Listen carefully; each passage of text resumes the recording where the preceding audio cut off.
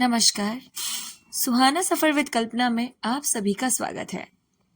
आज की हमारी कहानी का नाम है ठाकुर का कुआं, जिसके लेखक हैं मुंशी प्रेमचंद्र जी। इस कहानी में हमें काफी सारे उन जाति पाति के बारे में पता चलता है जिसके भेदभाव के कारण लोग अपनी जान तक को खो देते हैं। बिना समय को व्यर्थ किए चलिए कहानी शुरू करते हैं। जोखू ने लोटा मुंह से लगाया तो पानी में सख्त बदबू आई। गंगी से बोला, ये कैसा पानी है? मारे बास के पिया नहीं जाता। गला सूखा जा रहा है और तू सड़ा पानी पिलाई देती है। गंगी प्रतिदिन शाम पानी भर लिया करती थी। कुआं दूर था, बार बार जाना मुश्किल था। कल वह पानी लाई तो उसमें बिल्कुल बू ना थी। आज पानी में कैसे बदबू आ गई? लोटा नाक से लगाया तो सचमुच बदबू थी। जरूर कोई जानवर कुएं में गिरकर मर गया होगा। मगर दूसरा पानी आवे कहां से? ठाकुर के कुएं पर कौन चढ़ने देगा? दूर से लोग डांट बताएंगे। साहू का कुआं गांव के उस सिरे पर है, परंतु वहां भी कौन पानी भरने देगा? कोई तीसरा कुआं तो गांव में है नहीं। जोखू कई दिन से बीमार है।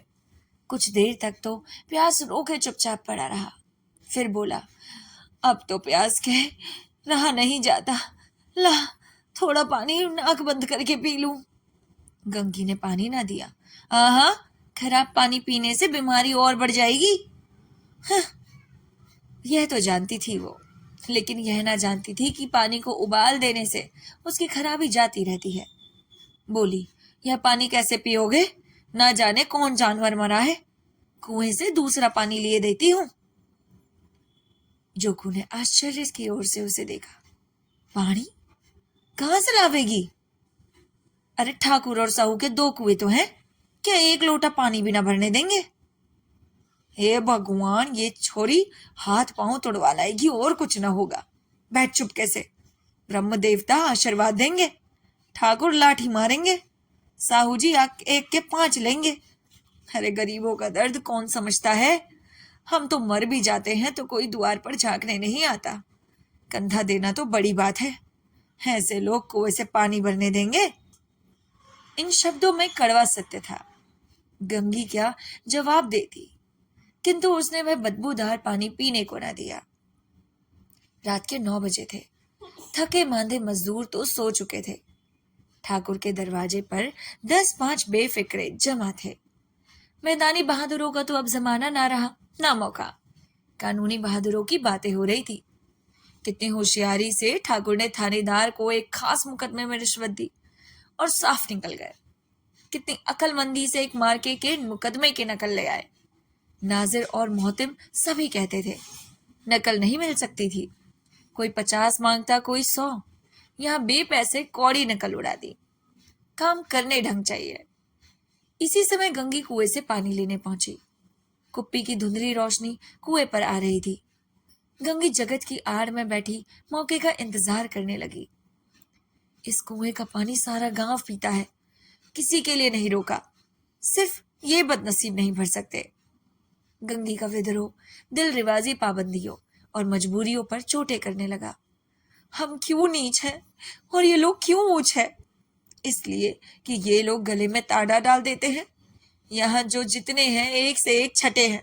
चोरी ये करे, जाल फरेब ये करे, झूठे मुकदमे ये करे। अभी इस ठाकुर ने तो उस दिन बेचारे गडरिये की भेड़े चुरा ली और साला बाद में मार कर खा गया। इन्हीं पंडित के घर में तो 12 मास जुआ होता है। यही साहू जी घी में तेल मिलाकर बेचते हैं। काम करा लेते हैं, मजूरी देते नानी मरती है। किस किस की बात में हमसे ऊंचे हैं? हम गली गली चिल्लाते नहीं है कि हम ऊंचे हैं, हम ऊंचे हैं। कभी गांव में आ जाती हूँ तो रस भरी आंखों से देखने लगते हैं, जैसे सबकी छाती पर सांप लौटने लगे। परंतु घमंड यह है कि हम ऊंचे हैं। कुएं पर किसी के आने की आहट हुई। गंगी की छाती धक धक करने लगी। कहीं देख ले तो गजब हो जाए, एक लात भी तो नीचे ना पड़े।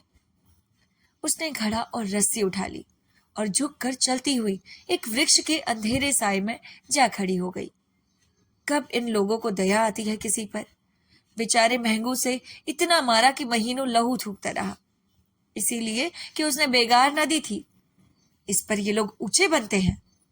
कुएं पर स्त्रियां पानी भरने आई। इनमें बात हो रही थी। खाना खाने चले और हुक्म हुआ कि ताजी पानी भर लाओ, घड़े के लिए पैसे नहीं है। अरे हम लोगों को आराम से बैठे देखकर जैसे मर्दों को जलन होती है।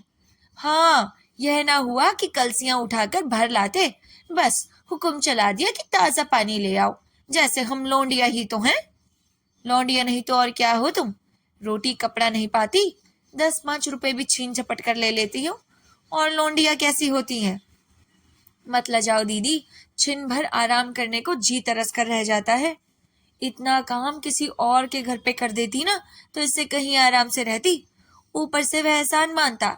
यहाँ काम करते करते मर जाओ, पर किसी का मुंह ही सीधा नहीं होता। दोनों पानी भरकर चले गई। गंगी वृक्ष की छाया से निकली और कुएं की जगत के पास आई।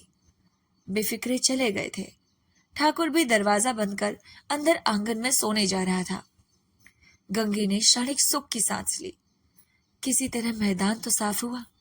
अमृत चुरा लाने के लिए जो राजकुमार किसी जमाने में गया था, वह भी शायद इतनी सावधानी के साथ और इतनी समझबूझ के साथ न गया होगा। गंगी दबे पांव कुएं की जगत पर चढ़ गई।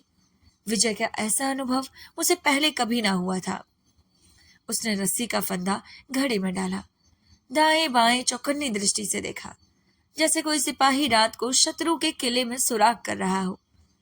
अगर इस समय वह पकड़ ली गई तो फिर उसके लिए माफी या रियासत की रत्ती भर उम्मीद नहीं। अंत में देवताओं को याद करके उसने कलेजा मजबूत किया और घड़ा कुएं में डाल दिया। घड़े ने पानी में गोता लगाया, बहुत ही आहिस्ता, जरा भी आवाज ना हुई। गंगी ने 2-4 हाथ जल्दी जल्दी मारे। घड़ा कुएं के मुंह में आ पहुंचा। कोई बड़ा शहजोर पहलवान भी इतनी तेजी से न सीख सकता था। गंगी झुकी कि घड़े को पकड़कर जगत पर रखे एकाएक ठाकुर साहब का दरवाजा खुल गया। शेर का मुंह इससे अधिक भयानक न था। मारे उसे डर के गंगी के हाथ से रस्सी छूट गई। रस्सी के साथ घड़ा धड़ाम से पानी में गिरा और कई क्षण तक पानी में हिलकोरे की आवाजें सुनाई देती रही। ठाकुर कहता गया, कौन है? कौन है वहां? पुकारते हुए कुएं की तरफ आ रहे थे।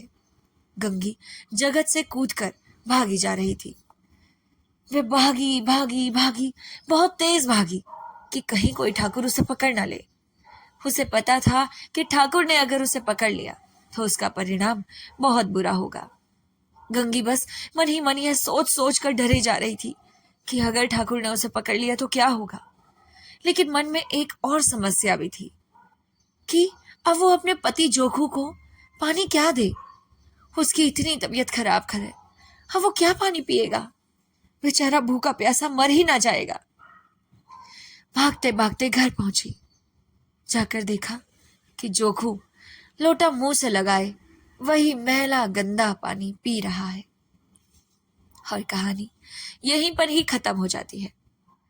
मैंने आपसे कहा था ना, हमारे भारत में चाहे कुछ भी हो जाए, लेकिन ऊंच नीच का जो भेदभाव है वह शायद कभी खत्म ना हो, क्योंकि लोगों को अपनी ऊंची जाति होने पर काफी ज्यादा घमंड हुआ करता है। क्योंकि वे लोग नीच जात के कंपैरेटिवली अपने आप को ज्यादा अमीर समझते हैं। समझे भी क्यों ना, जिन्हें नीच जात का समझते हैं उन्हीं से ही तो सारा पैसा लूटते हैं। अब इस पैसे का करेंगे क्या? उन्हीं बेचारों के ऊपर जुल्म ही तो ढाएंगे। यानी कि किसान बेचारा बेगारी करे इनके खेतों पर, पैसे की डिमांड भी ना करे। इन साहूकारों के लिए इनके जन्मदिनों पर भर भर कर अनाज की थैलियां ले जाएं। और जब इन बेचारे किसानों का 2 रुपया का कर्जा ना चुका पाए तो साहूकार इनकी पूरी जमीन को हड़प ले। यह किस्सा हमारे भारत में ही हो सकता है, क्योंकि यहाँ पर इंसानियत की नहीं बल्कि इस बात से डर रहता है कि भैया मैं कहीं गरीब ना हो जाऊं तो अमीर होने के लिए मुझे दूसरे ही व्यक्ति को लूटना पड़ेगा। कैसे हम अपनी मानसिकता को बदले, कैसे हम हर एक इंसान को इंसान समझे, उसमें जान समझे और यह समझे कि यह जो भी प्रॉपर्टी हम लेकर बैठना चाहते हैं उसे लेकर ऊपर नहीं जाने वाले। इसीलिए सभी को सबके हक का बराबर देने देते। लेकिन होता कहाँ है ये? अगर आपके यहाँ भी ऐसा होता है कि भाई बराबरी का हक मिलता है तो मुझे कमेंट करके जरूर बताइए। और मुझे ये भी बताइए कि अगली कहानी किस पर सुनना चाहेंगे।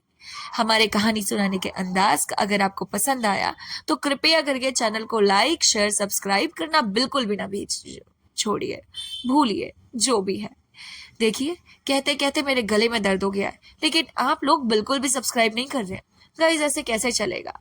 अगर आप लोग सब्सक्राइब नहीं करते, लाइक नहीं करते, शेयर नहीं करते ना, तो हमारे अंदर की ये जो ऊर्जा है, ये जो एनर्जी है, वो खत्म होने लगती है। और फिर उसके बाद लगने लगता है कि छोड़ो यार, किसको क्या ही फर्क पड़ेगा।